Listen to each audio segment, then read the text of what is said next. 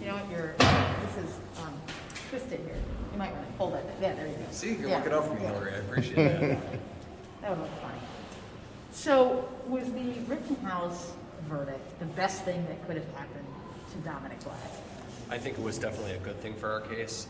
I think the moment the jury acquitted Rittenhouse, it made it pretty clear that a much lesser situated defendant would have to have a dismissal or a similar outcome.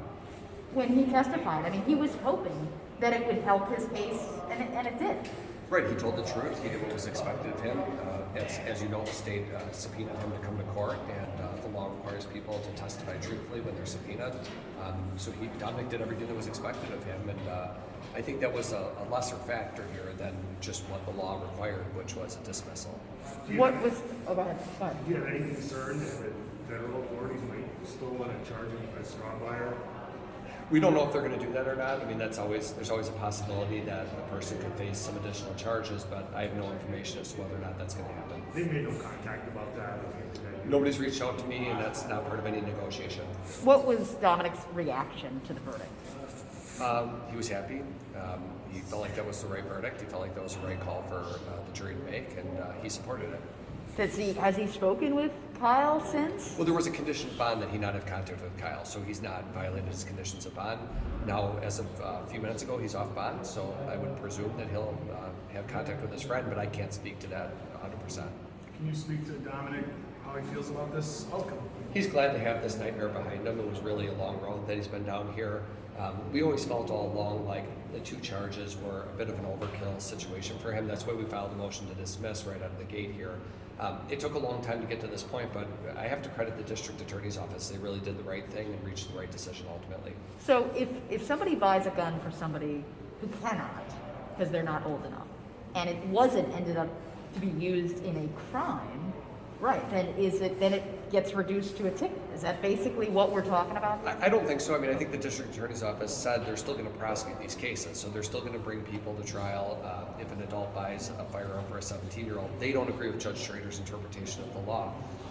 Usually when issues like this go into court, they eventually make their way into the Court of Appeals. That won't happen here because Kyle was found not guilty and Dominick's case was dismissed.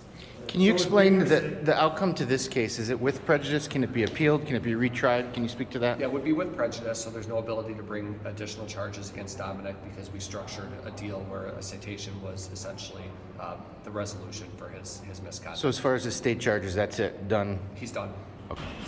A little over $2,000? Yeah, so the agreement was a $2,000 fine. The judge did $1,500 plus costs, so it comes out to about $2,000.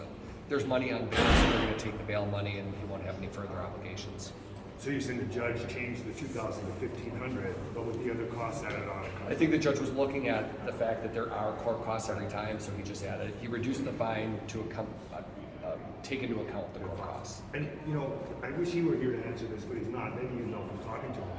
He just said, the mayor says he still believes this is wrong. He disagrees with the ruling on the statutory interpretation. Why would he not insist on trying to take this further and not reach this deal, make the judge throw it out, and then appeal? Well, I think part of the reason is because Rittenhouse was acquitted. So I just think there's an injustice there for Dominick to be convicted of a crime and Rittenhouse isn't. Yeah. So I think that's probably what's sort of front and center here is the district attorney's office just wanting to do the right thing for this defendant.